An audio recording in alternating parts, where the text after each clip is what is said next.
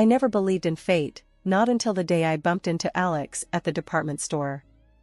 It was one of those busy sale days, the kind where you find yourself elbow to elbow with strangers, all hunting for a bargain. That's where our story began, amidst the chaos and the discount signs. I'm Sarah, by the way, a librarian with a love for quiet spaces and the rustle of pages. My life was simple, routine, and I liked it that way. Then, Alex stormed in, like a character out of one of those romance novels I secretly enjoyed during my lunch breaks. He was a sales manager, a man who thrived in the hustle and the bustle, a stark contrast to my own world. "Hey, watch it!" I snapped as someone's hand brushed against mine, reaching for the last lamp on sale. I looked up, ready to unleash my frustration on the intruder, but my words faltered. There he was, Alex, with a grin that could light up the dim aisle we stood in. "Sorry about that," he chuckled, his hand still on the lamp I had my eyes on. "But I saw it first." I raised an eyebrow, unimpressed. "Dream on." "I've had my eye on this since I stepped into this aisle." The banter could have ended there, with one of us walking away in defeat. But Alex, with his easy charm, suggested, "How about we grab a coffee instead? My treat. You can tell me all about the other bargains you've snatched today." I was taken aback. Men like him didn't usually notice women like me, women who preferred the background, the sidelines. Yet, there was a sincerity in his eyes that caught me off guard. Against my better judgment, I found myself nodding, a small smile creeping up on my face. The coffee shop was crowded, but Alex found us a quiet corner. As we sat, sipping on our drinks, the conversation flowed effortlessly. He talked about his job, how he loved the challenge, the thrill of closing a deal. I shared my passion for books, how each page whisked me away to a different world. "You're interesting, Sarah," he said, his gaze intense. "Most people I meet are all about the surface stuff. But you've got depth." I could feel my cheeks heating up at his words. No one had ever described me like that before. "And you're not what I expected," I admitted. "I thought sales managers were all about the hard sell, the smooth talk." Alex laughed, a deep, rich sound that filled the space between us. "Guilty as charged. But there's more to me than just the job, you know." We talked until the coffee shop began to close, neither of us wanting the night to end. It was then that Alex asked for my number, his phone already in hand. "I'd like to do this again, Sarah." Without the argument over a lamp. I hesitated, a part of me wary of stepping into unknown territory. Yet, as I looked into his eyes, I saw a glimpse of something more, a connection I couldn't quite explain. So, I gave him my number, setting the stage for what would become the most tumultuous chapter of my life. Our chats turned into dates into a relationship, and before I knew it, Alex and I were standing at the altar, promising each other forever. We moved into his house, a cozy little place that soon felt like home. Our dreams of starting a family, however, proved to be a challenge, testing our bond in ways I never imagined. Life has a way of flipping the script on you, doesn't it? For years, Alex and I chased the dream of having a kid, running the gamut of tests only to be told by doctors to keep the faith. We did, until we didn't. Somewhere down the line, hope turned into acceptance that it would just be the two of us. Only, that acceptance brewed a distance between Alex and me, a gap that widened with every late night he spent at work or with his buddies while I was left to stare at the empty rooms of our home. I really tried to bridge that gap. "Alex, maybe we should see someone, a professional to talk about this," I suggested one evening, mustering all the courage I had. He looked at me like I'd suggested selling the house to join the circus. "A shrink? For what? So they can tell us how to talk to each other?" "No way, Sarah." And just like that, the conversation was over before it even began. But life, unpredictable as ever, had another curveball in store. Feeling off one day led me to the hospital, tests, and then the shocker of a lifetime, I was pregnant. The joy of it overwhelmed me, a joy I couldn't wait to share with Alex. His reaction, though, was as cold as ice. "Pregnant? Sarah, you know how old you are, right? You're an old 39-year-old woman with your sores and problems. This is risky, dangerous even. Maybe we should think about not going through with it. His words hit me like a slap. Not go through with it? Alex, this is our baby, our miracle. But the Alex standing in front of me wasn't the man I married. This version was distant, cold, and calculated. A miracle? Or a mistake? Think about it, Sarah. Pregnancy was anything but easy. My body felt like it was on a roller coaster, and my heart? Well, it was breaking. Alex's visits were few and far between, each one more awkward and strained than the last. Coming home from the hospital only meant returning to a house that felt less and less like a home. You're not even working, Sarah. I'm out here, busting my ass, and for what? So you can play house? Alex threw those words at me one night, his frustration boiling over. I bit back the hurt, the anger. Playing house? Is that what you think I'm doing? I'm carrying our child, Alex. Our child. But it was like talking to a wall. A wall that was packing its bags and moving farther away from me with each passing day. Our conversations dwindled to nothing, our interactions mere ghostly encounters. The man I once thought I'd grow old with had become a stranger, passing through the life of me and our soon-to-be child like a ship in the night. When I thought I'd faced the toughest battles, life proved me wrong. Giving birth to Daniel was both a miracle and a storm's beginning. Barely catching my breath from labor, the doctors hit me with news that felt like a punch to the gut. Daniel was sick, they said, he will be disabled, and everything that an ordinary child can do will become inaccessible to him. Hearing that, I felt my world tilt. It was one of those moments where everything slows down, and all you can hear is your heartbeat loud in your ears. But I had to be strong, for Daniel. I was reeling, trying to wrap my head around this new reality, when Alex walked into the hospital room. His face was stone, eyes cold, a harbinger of the storm to come. Sarah, what's this I hear about Daniel being sick? His voice was sharp, cutting through the sterile air of the hospital room. I swallowed, trying to find the words. The doctors, they said he has a serious condition. But we can. Serious condition? Alex interrupted, his voice rising. He is an invalid, a worthless person. And whose fault is that, huh? You had to push for this, didn't you? At your age. His words shocked me. A worthless person? Alex, how can you say that? We wanted him, we tried for him. Wanted? He laughed, a harsh, bitter sound. I wanted a healthy child, Sarah. Not a lifetime burden. Do you have any idea how much this is going to cost us? How much he's going to need? I felt my heart break, piece by piece. He's your son, Alex. Our son. How can you talk like this? Alex paced, a caged animal looking for an escape. No, Sarah, I can't do this. I won't. I want a divorce. The word hung in the air, heavy and final. A divorce? I echoed, disbelief and pain mingling in my voice. Yes. And I want it clean and quick. I'll take the house, you take the kid. That's it. I was speechless, watching the man I thought I knew transform into a stranger. And what about Daniel? My voice was barely a whisper. I want nothing to do with him. You'll have to sign papers saying I gave up all rights. That's my condition. The absurdity of the situation hit me then. This was no longer the man I married, this was someone else entirely. I agreed, not because I wanted to, but because I knew Daniel and I were better off without him. Leaving the house we shared, the life we built, felt like tearing away a part of myself. But as I held Daniel close, I knew it was the start of something new, something ours. Then, the final blow came. Friends told me Alex had moved someone in almost immediately after I left, a young, pregnant woman. The pieces fell into place, the late nights, the detachment.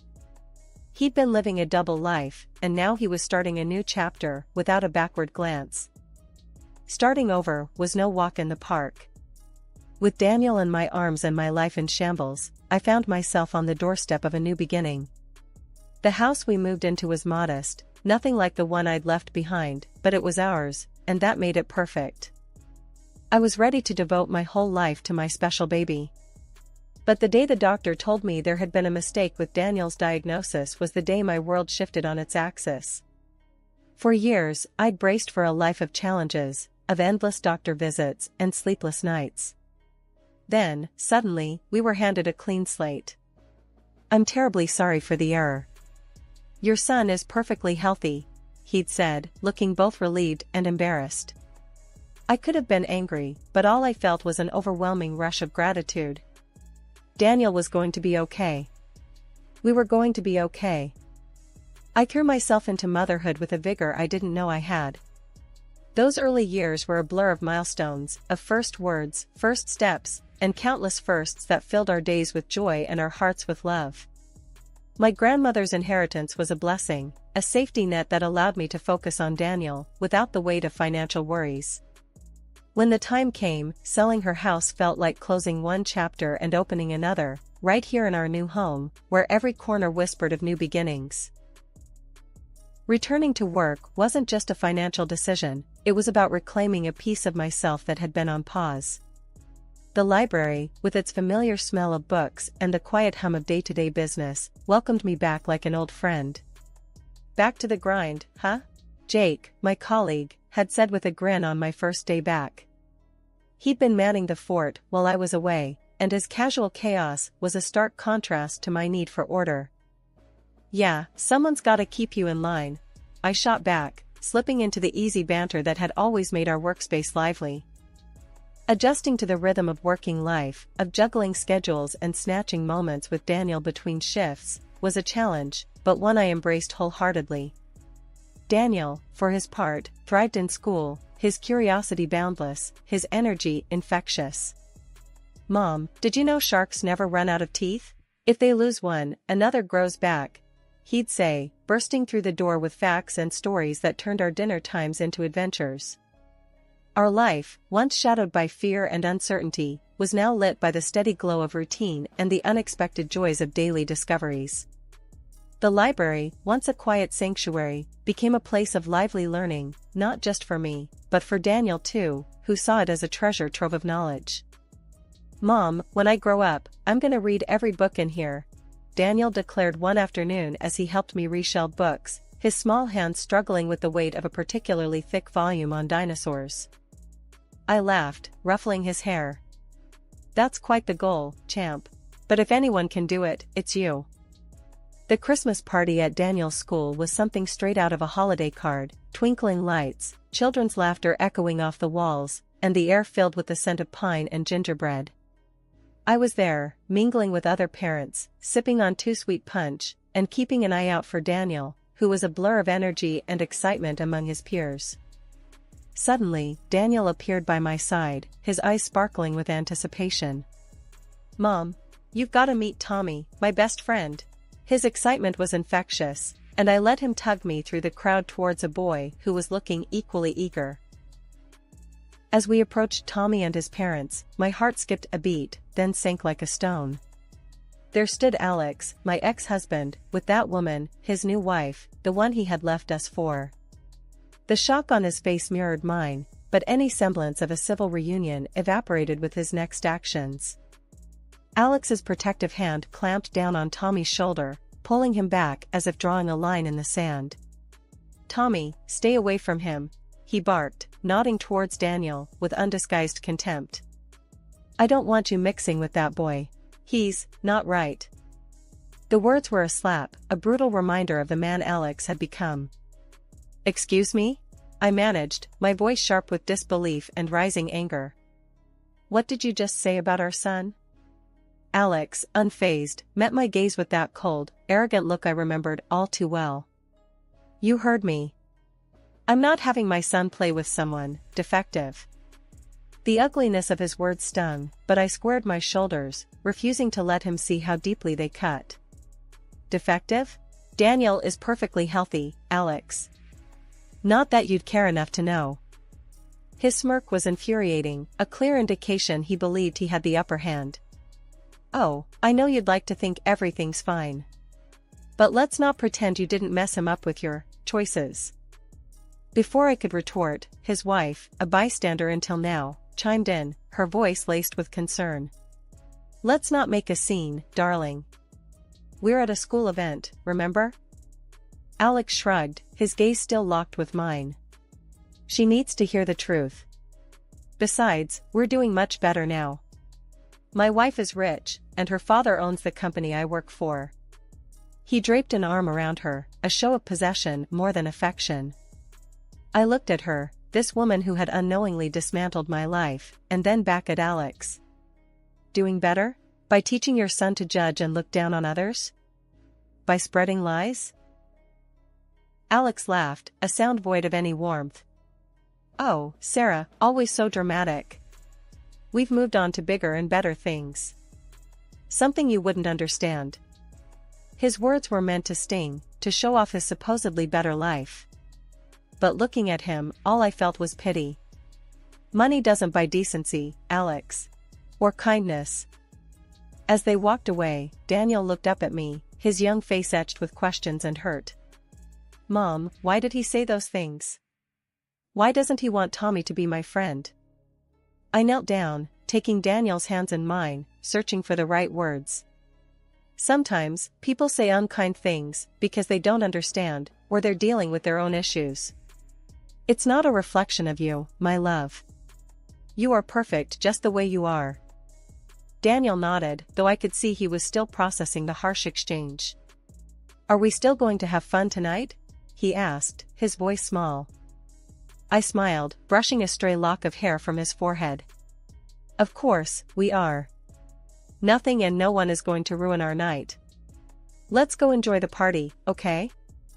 After the Christmas party debacle, I tried to push Alex and his hurtful words to the back of my mind. Life with Daniel was full enough, without dwelling on past pains. But fate, it seemed, wasn't done with us just yet. A few days after the party, my phone rang with an unfamiliar number. Curiosity got the better of me, and I answered. "Hello? Hi, is this Sarah?" The voice on the other end was hesitant, unsure. "Yes, speaking. Who's this?" It's Julie. Alex's wife." Her voice wavered, like she was bracing for an onslaught. I paused, taken aback. "Julie? What can I do for you?" There was a heavy sigh.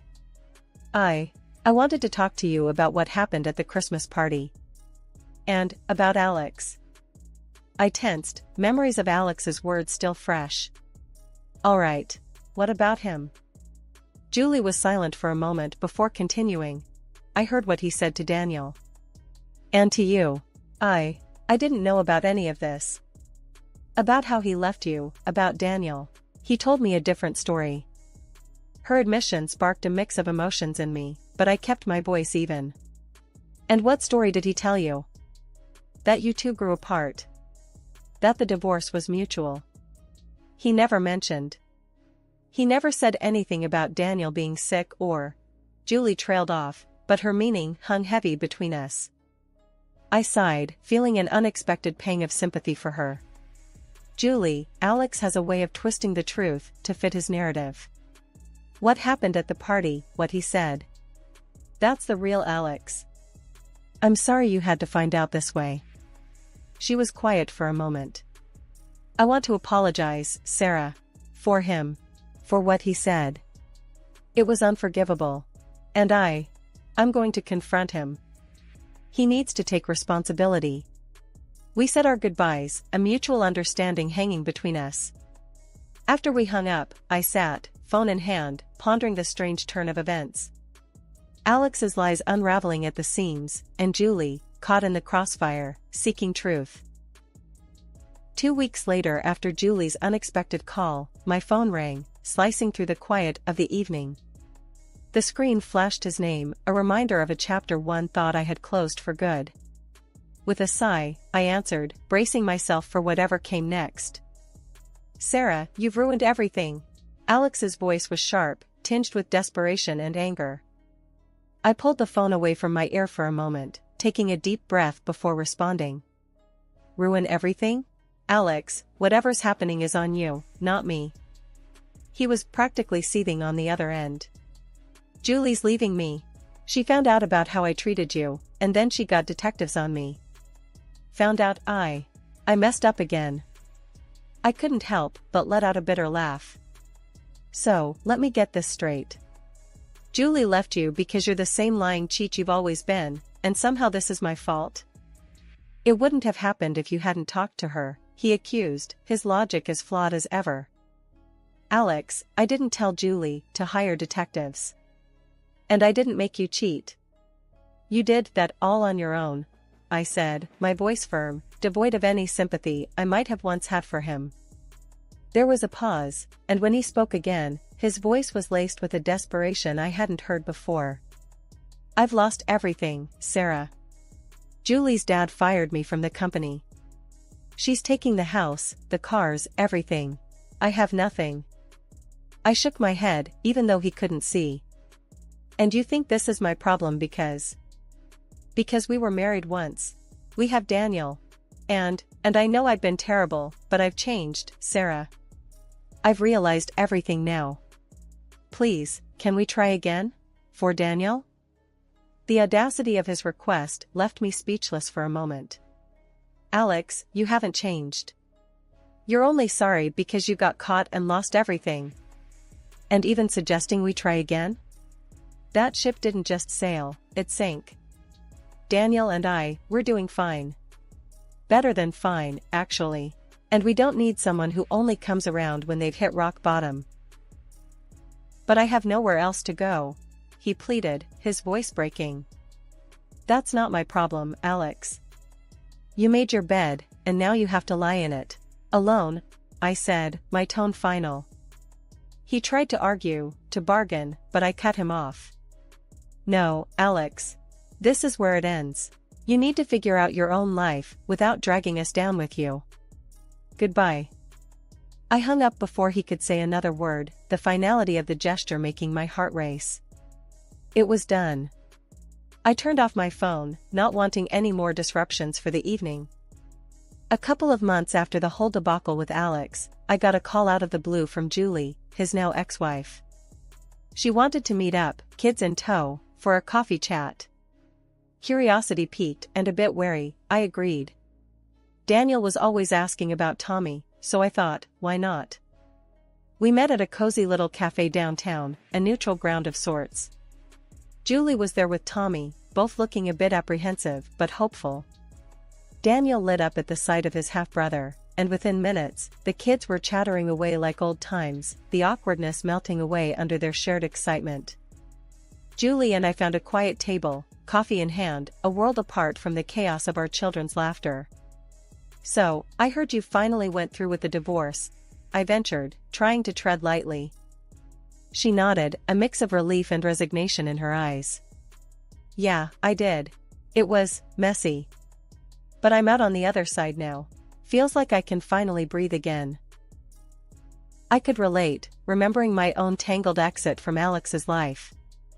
I'm glad for you, Julie. It's not easy, walking away, but sometimes it's the only way forward. Julie sipped her coffee, then looked at me, a determination in her gaze. He showed his true colors, through and through. Made the divorce hell. But I'm glad it's over. And I've been thinking, our boys, they're half-brothers. Despite Alex being, well, Alex, I don't want Tommy growing up without knowing Daniel. Her suggestion took me by surprise, but the more I thought about it, the more it made sense. I'd like that, I admitted. Daniel's always asking about Tommy. They're good for each other, it seems. Watching our sons play, I couldn't help but marvel at how life had turned out. A few years ago, I never would have imagined sitting here, chatting with you, watching our kids play together, I said, a smile tugging at my lips. Julie chuckled, a sound of genuine amusement. Life's funny that way, isn't it? Throws you curves, and you end up finding family in the most unexpected places. Our conversation flowed easily after that, the initial awkwardness giving way to a shared understanding. We talked about the kids, about moving forward, about building a life after Alex. It was cathartic, in a way I hadn't anticipated. Driving home, Daniel buzzing with stories about his afternoon with Tommy, I realized that this was what moving forward looked like. It wasn't just about leaving the past behind, it was about building something new, something better, from the pieces.